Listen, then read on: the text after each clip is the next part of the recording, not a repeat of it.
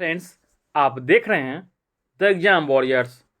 हम इस वीडियो में देखेंगे भारतीय संविधान की अनुसूचियों के बारे में। भारत का संविधान विश्व का सबसे बड़ा लिखित संविधान है। भारत के संविधान में एक तरफ 12 अनुसूचियां, 22 भाग और 395 अनुच्छेद है। भारतीय संविधान का निर्माण 26 नवंबर 1849 को हो गया था। उस समय भारतीय संविधान में 8 अनुसूचियां थी। इसके बाद अलग अलग संविधान संशोधन के द्वारा 4 और अनुसूचियां जोड़ी गई। अभी वर्तमान में भारतीय संविधान में 12 अनुसूचियां हैं, जो निम्न प्रकार हैं।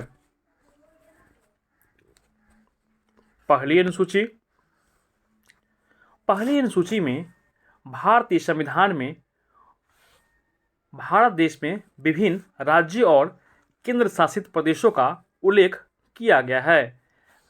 जैसे भारत की पहली अनुसूची में 28 राज्य और 8 केंद्र शासित प्रदेश का उल्लेख किया गया है। किसी भी नए राज्यों का उल्लेख किसी केंद्र शासित देश का निर्माण के लिए पहली अनुसूची में संशोधन करना पड़ता है। संविधान के 69वें संविधान संशोधन के द्वारा दिल्ली को राष्ट्रीय राजधानी क्षेत्र घोषित की गई थी। नेक्स्ट है दूसरी अनुसूची। दूसरी अनुसूची में भारतीय संविधान की दूसरी अनुसूची में प्राधिकारियों जैसे कि राष्ट्रपति, राज्यपाल, लोकसभा अध्यक्ष, उपाध्यक्ष, राज्यसभा के सभापति, उपसभापति, विधानसभा अध्यक्ष, उच्च न्यायालय एवं सर्वोच्च न्यायालय के न्यायाधीश, कैग आदि को प्राप्त होने वाले वेतन, भत्ते और पेंशन का उल्लेख किया गया है। संक्षिप्त में कहे तो दूसरी अनुसूची में विभिन्न प्राधिकारियों के वेतन और भत्ते और पेंशन का उल्लेख किया गया है। नेक्स्ट है तीसरी अनुसूची। तीसरी अनुसूची में विभिन्न प्राधिकारियों जैसे कि मंत्री, उच्च न्यायालय और सर्वोच्च न्यायालय के न्यायाधीश आदि के द्वारा ली जाने वाली शपथ ग्रहण के लिए तीसरी अनुसूची में प्रावधान किया गया है। संक्षेप में कहे तो तीसरी अनुसूची में शपथ से संबंधित है। नेक्स्ट है चौथी अनुसूची। भारतीय संविधान की चौथी अनुसूची में राज्यसभा में विभिन्न राज्यों से सीटों का निर्धारण किया गया है, जिसमें यह निर्धारण किया गया है कि राज्य से राज्यसभा में कितनी सीटें जाएगी। नेक्स्ट है पांचवी अनुसूची। पांचवी अनुसूची में विभिन्न अनुसूचित और अनुसूचित जनजाति के क्षेत्रों का प्रावधान है। पांचवी अनुसूची में विभिन्न अनुसूचित और अनुसूचित जनजातियों के क्षेत्रों का प्रशासन और नियंत्रण के बारे में उल्लेख किया गया है। यह क्षेत्रों भारत के कई राज्यों में फैले हुए हैं, जिनके प्रशासन संबंधी जानकारी पांचवी अनुसूची में दी गई है। नेक्स्ट है छठी अनुसूची। संविधान के छठी अनुसूची में असम, मेघालय, त्रिपुरा और मिजोरम राज्यों की जनजातियों की प्रशासन के बारे में प्रावधान किया गया है। एक बार पुनः देखते हैं छठी अनुसूची। छठी अनुसूची में असम, मेघालय, त्रिपुरा और मिजोरम राज्यों की जनजातियों की प्रशासन के बारे में प्रावधान किया गया है। नेक्स्ट है सातवीं अनुसूची। संविधान की सातवीं अनुसूची में केंद्र और राज्यों के बीच विभिन्न शक्तियों के बंटवारे के बारे में जानकारी देती है। सातवीं अनुसूची में ही 3 सूचियों का प्रावधान किया गया है: संघ सूची, राज्य सूची एवं समवर्ती सूची। तो आइए देखते हैं सबसे पहले संघ सूची। संघ सूची में उल्लेखित सभी विषयों पर कानून बनाने का अधिकार के सिर्फ केंद्र सरकार या संसद के पास होता है। संविधान लागू होते समय इसमें 97 विषय थे, जो वर्तमान में लगभग 100 विषय इसमें शामिल किए गए। सभी राष्ट्रीय महत्व के विषय संघ सूची में ही उल्लेखित किए गए हैं, जैसे विदेश नीति, रक्षा, युद्ध, रेल, डाक, मुद्रा, बैंकिंग आदि विषय। नेक्स्ट देखते हैं राज्य सूची। राज्य सूची के विषय पर कानून बनाने का अधिकार राज्य सरकार या विधानमंडल को होता है। यह कानून अलग अलग राज्यों में अलग अलग हो सकता है, क्योंकि विधानमंडल अलग अलग होती है। राष्ट्रीय हित से संबंधित होने पर केंद्र सरकार भी राज्य सूची के विषय में कानून बना सकती है। आपातकाल के समय राज्य सूची के सभी विषय पर कानून बनाने का अधिकार संसद के पास होता है। आपातकाल के समय राज्य सूची के सभी विषयों पर कानून बनाने का अधिकार संसद के पास होता है, लेकिन वह आपातकाल खत्म होने के 6 माह तक ही मान्य रहता है।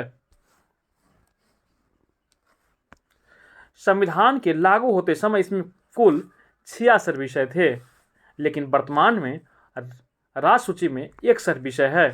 राज्य सूची में शामिल प्रमुख विषय जैसे पुलिस, जेल, स्थानीय शासन, कृषि आदि। नेक्स्ट है समवर्ती सूची। समवर्ती सूची में उल्लेखित विषयों पर कानून बनाने का अधिकार राज्य और संघ दोनों के पास होता है, यानी कि विधानमंडल में भी कानून बना सकता है तथा संसद भी कानून बना सकती है, लेकिन दोनों के कानून में विपरीत होने पर संसद का बना कानून ही मान्य होता है। समवर्ती सूची को ऑस्ट्रेलिया के संविधान से लिया गया है। संविधान के लागू होने के समय समवर्ती सूची में 47 विषय थे, लेकिन वर्तमान में समवर्ती सूची में 52 विषय है। इसमें कुछ महत्वपूर्ण विषय है समवर्ती सूची में विवाह, तलाक, शिक्षा, बिजली, वन आदि। अब देखते हैं नेक्स्ट 8वीं अनुसूची। 8वीं अनुसूची में भाषाओं का उल्लेख किया गया है। वर्तमान में 8वीं अनुसूची में कुल 22 भाषाएं शामिल की गई है। जब संविधान लागू हुआ था तब मूल रूप से 8वीं अनुसूची में 14 भाषाएं थी, लेकिन समय समय पर कुछ भाषाओं को जोड़ा गया। जैसे 1967 में 21वें संवैधानिक संशोधन के द्वारा सिंधी को जोड़ा गया। 1992 में 71वें संवैधानिक संशोधन के द्वारा मणिपुरी, कोंकणी तथा नेपाली भाषा को जोड़ा गया। 2003 में 92वें संवैधानिक संशोधन के द्वारा इसमें मैथिली, संथाली, डोगरी और बोडो भाषाओं को सम्मिलित किया गया। इस प्रकार वर्तमान में 8वीं अनुसूची में कुल 22 भाषाएं हो गई है। अब देखते हैं 9वीं अनुसूची।